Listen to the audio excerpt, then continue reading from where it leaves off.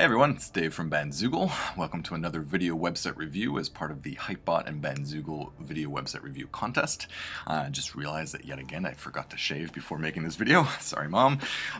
This video website review is for Animattronic.ca. Animattronic is an electronic musician, remix artist, and loop producer. He seems heavily influenced by sci-fi and video game soundtracks, as you'll see. It's not a typical artist website. He doesn't do live events, probably has no need for like a photo section, for example. So it'll be different from a regular band website, but since there are a lot of remix artists and producers out there with websites, we wanted to highlight a site like this. The review is going to be broken up into 3 sections. We're going to go over the design, the organization and navigation, and content of the website. For Animattronic's website, since he's really active on social networks, as well as remix communities like Indiba and Fix the Mix, he's a heavy SoundCloud user, has content up on Vimeo.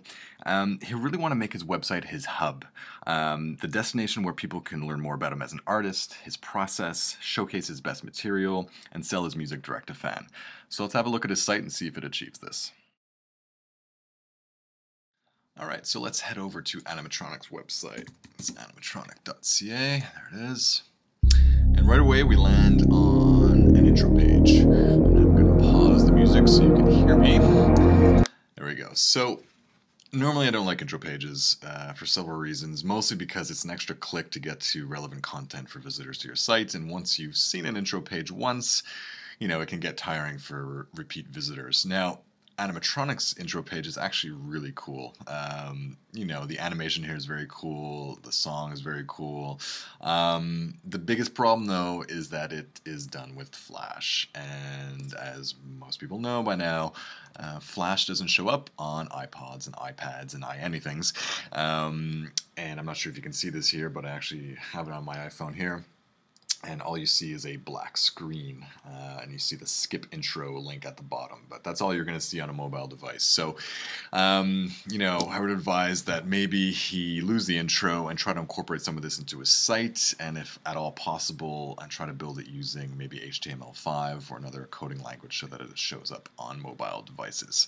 The other thing is, with intro pages, they really should be short term. They do have a negative impact on SEO. And if you are going to have an intro page, I would advise anyone to make it a call to action, not just a splashy intro. Have something that is a direct call to action to download a free MP3, purchase your new album, sign up to your mailing list, something a little bit more useful.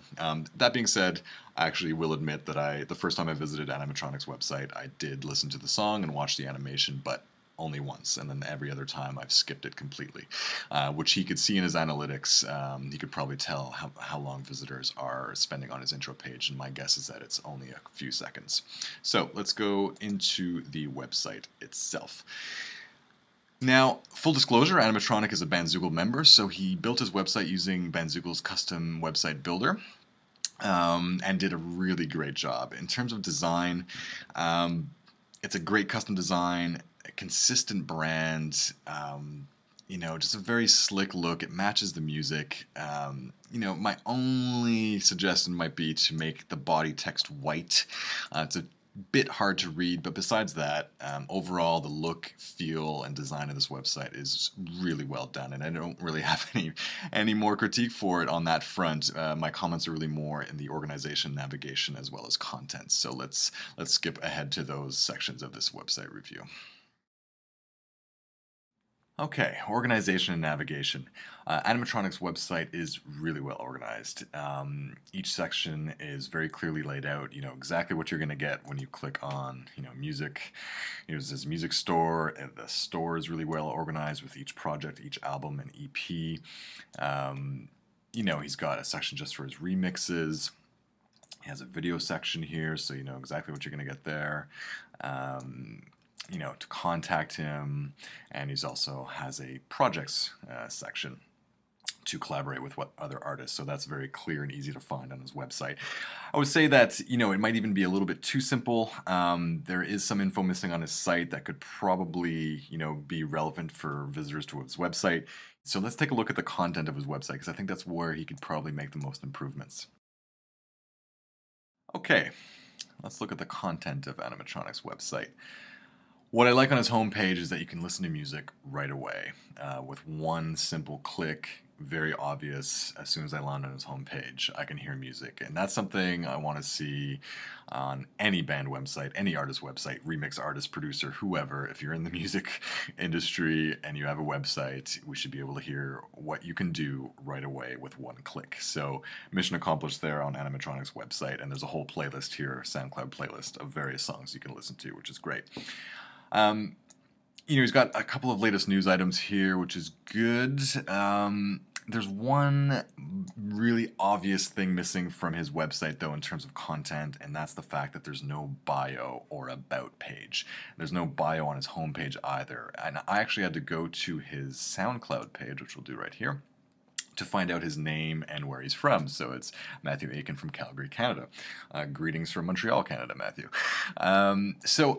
I'd like to see that information on his website. It really should be the place where someone can find out all relevant info about an artist, and you shouldn't have to go to outside websites or social media sites to find out more information. He doesn't have to have a full-on press kit section necessarily, but a bio page is really important. There's also no blog.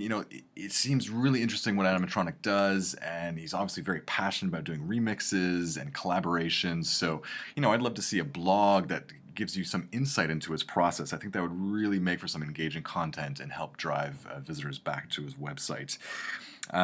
There's a few calls to action for sales on his homepage here, and you have to scroll down a little bit far to do that. But, they go to two different places, iTunes, and there's this other place here, the Fixed Store, I've never heard of before. But, the point is there's no call to action for the store page on his own website, where he gets to keep 100% of the revenue. So, in terms of purchase options, on your homepage, I think you can get away with having one call to action to buy your music, and should take you to your store page on your website, which is this section on Animattronic's website.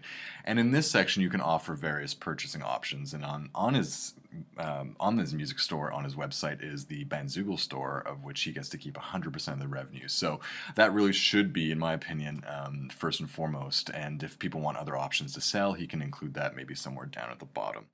Let's take a look around here. So he's got the remixes again. Given that it's important for remix artists, having its own section might be a good idea. If there was a music section that was well organized, that had his original stuff and remixes, I think that could work as well. His video section has some of his best videos, which is great. They're really large, they're nice videos, again, really great job. His contact page here, very clear contact form, which is great, very easy to get in touch with him. But he does have a guest book here, and if you'll notice, the last message on the guest book is from September 2010.